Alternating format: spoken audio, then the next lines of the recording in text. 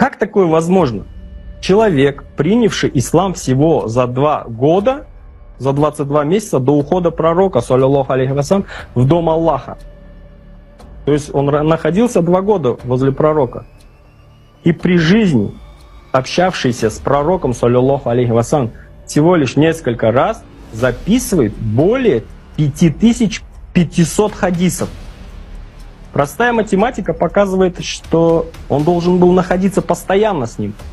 И как минимум пророк, саллаллаху алейхи вассалям, должен был ему рассказывать по 8 хадисов. А от самых близких сахабов пророка Мухаммада, саллаллаху алейхи вассалям, которые прошли рядом с пророком долгие годы, сохраняется значительно меньшее количество хадисов.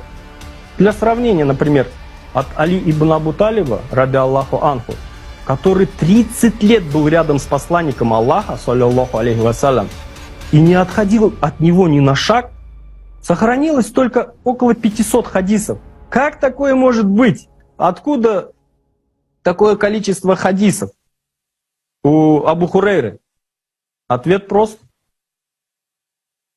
Если невозможно неотлучно быть при пророке, саллаллаху алейхи вассалям, чтобы записывать по 8 хадисов в день, значит их можно просто выдумать.